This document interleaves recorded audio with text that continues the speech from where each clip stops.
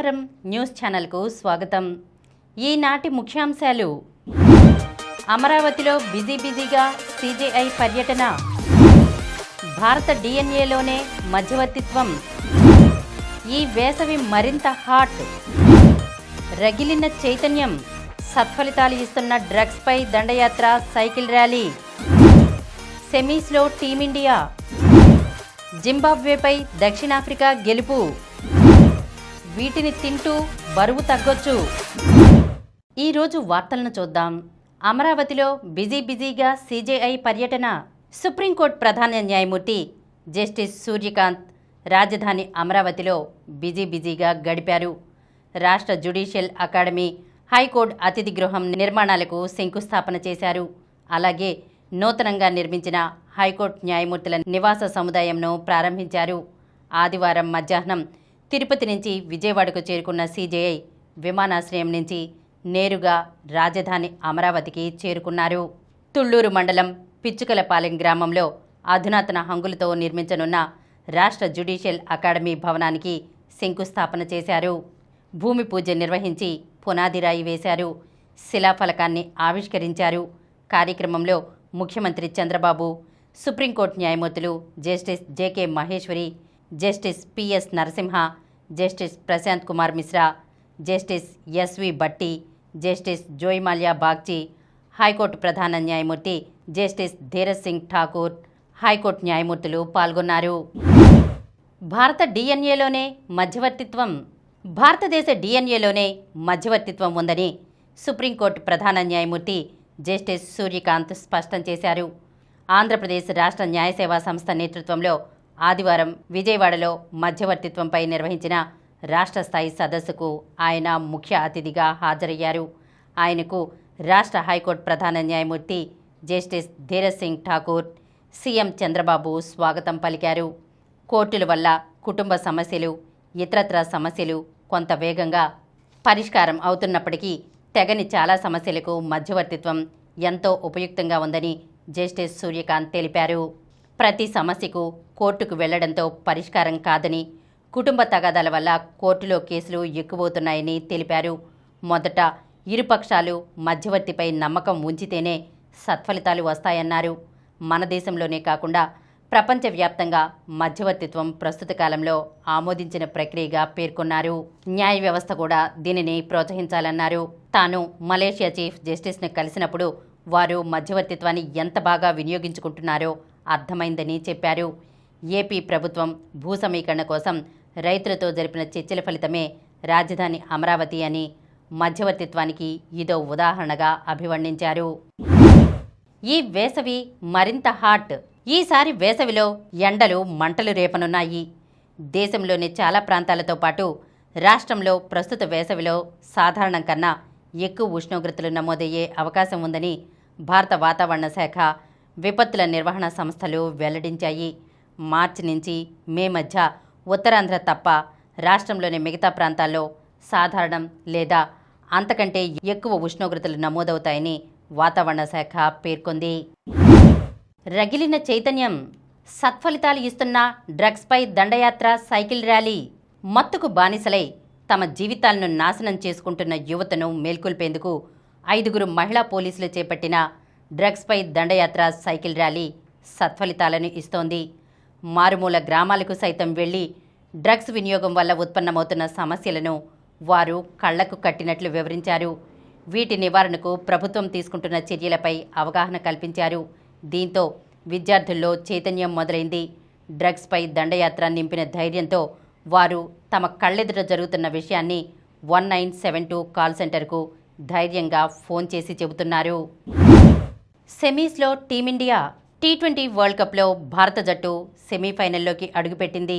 ఆదివారం వెస్టిండీస్తో జరిగిన సూపర్ 8 మ్యాచ్లో 5 వికెట్ల తేడాతో నెగ్గింది. ఓపెనర్ సంజూ శాంసన్ చిరస్మరణీయ ఇన్నింగ్స్తో శతకం ముంగిట నిలిచాడు. ఇక ఈ విజయంతో గ్రూప్ 1లో 2వ స్థానంలో నిలిచిన భారత జట్టు సెమీస్లో ఇంగ్లాండ్తో తలపడనుంది. గురువారం ఈ మ్యాచ్ జరగనుంది. అటు విండీస్ ఈ ఓటమితో ఇంటి ముఖం పట్టగా 16 సెమీస్లో కరీబియన్ల చేతిలో ఎదురైన ఓటమికి భారత్ ప్రతీకారం తీర్చుకుంది. ముందుగా విండీస్ 20 ఓవర్లలో 4 వికెట్లకు 195 పరుగులు చేసింది. Chase, Holder, Powell, Hope, Hetmyer రాణించారు. బుమ్రాకు 2 వికెట్లు లభించాయి. ఛేదనలో భారత్ 19.2 ఓవర్లలో 5 వికెట్లకు 199 పరుగులు చేసి గెలిచింది.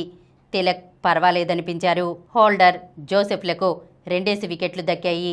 ప్లేయర్ ఆఫ్ ద మ్యాచ్గా సంజు శాంసన్ నిలిచారు. జింబాబ్వేపై దక్షిణాఫ్రికా గెలుపు. టీ20 ప్రపంచకప్లో దక్షిణాఫ్రికా అదిరే ఫామ్ కొనసాగుతోంది. గ్రూప్ 1 సూపర్ 8 ఆఖరి మ్యాచ్లోనూ ఘన విజయాన్ని అందుకున్న ఆ జట్టు అజేయంగా సెమీఫైనల్కు వెళ్ళింది. ఆదివారం నామమాత్రపు మ్యాచ్లో సఫారీ జట్టు 5 వికెట్ల తేడాతో జింబాబ్వేను ఓడించింది. మొదట జింబాబ్వే 7 వికెట్లకు 153 పరుగులు చేసింది. Player of the match captain Sikandar Raza, top scorer Clive Madande కూడా రాణించాడు. మఫాకా, కార్బిన్ బోష్ ప్రత్యర్థిని కట్టడి చేశారు. బ్రెవిస్, రికెల్టన్, జార్జ్ లిండ్ మెరుపులతో దక్షిణాఫ్రికా 17.5 ఓవర్లలో 5 వికెట్లు కోల్పోయి లక్ష్యాన్ని అందుకుంది. సికందర్ రజా బంతితోనూ రాణించిన జట్టును గెలిపించలేకపోయాడు. ఇప్పటికే సెమీస్ రేసుకు దూరమైన జింబాబ్వే సూపర్ 8లో ఆడిన 3 మ్యాచ్ల్లోనూ ఓడింది. వీటిని తింటూ బరువు తగ్గొచ్చు. బరువు తగ్గాలంటే తీసుకునే ఆహారంపై నియంత్రణ తప్పనిసరి. కానీ కొన్ని రకాల పదార్థాలను తింటూ కూడా స్లిమ్గా మారవచ్చంటున్నారు నిపుణులు. రాత్రంతా నానబెట్టి కొద్దిపాటి నూనెలో షాలో ఫ్రై చేసిన శనగలు తినడం వల్ల జీర్ణశక్తి పెరుగుతుంది. వీటిలో ఉండే పీచులు, ప్రోటీన్లు ఆకలిని తగ్గిస్తాయి. రక్తంలో చక్కెర స్థాయి పెరగకుండా కాపాడతాయి. రోజు సాయంత్రం పూట వీటిని తినడం వల్ల వేగంగా బరువు తగ్గవచ్చు. బాదం, జీడిపప్పు, వాల్నట్స్లో ఆరోగ్యకరమైన కొవ్వులు, పీచులు అధికంగా ఉంటాయి. రోజు మితంగా వీటిని తినడం వల్ల జీవక్రియల వేగం పెరుగుతుంది.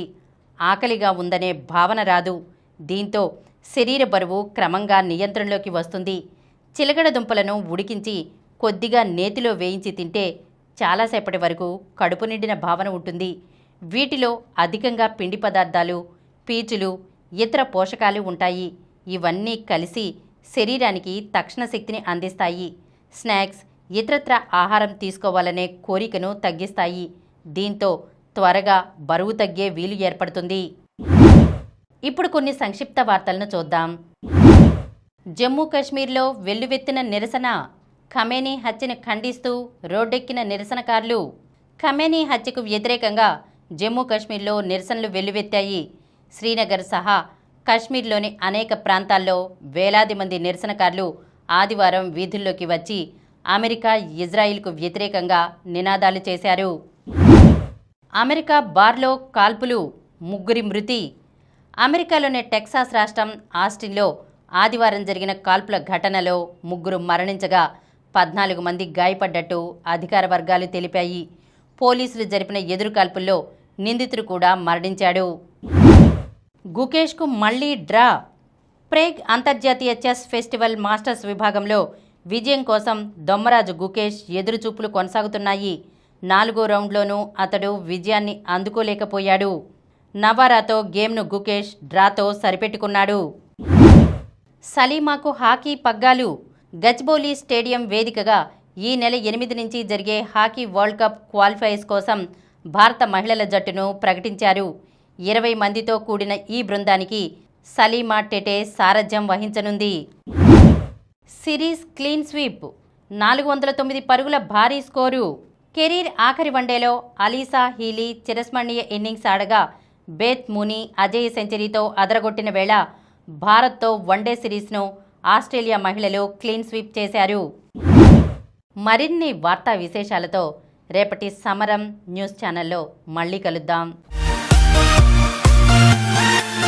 ప్రతిరోజు వార్తా విశేషాల కోసం అనతి కాలంలోనే 21 కోట్ల వ్యూస్ సాధించిన సమరం ఛానల్ సమర్పించు సమరం న్యూస్ ఛానల్కు సబ్స్క్రైబ్ చేయండి, లైక్ చేయండి, మీ ఫ్రెండ్స్కు షేర్ చేయండి.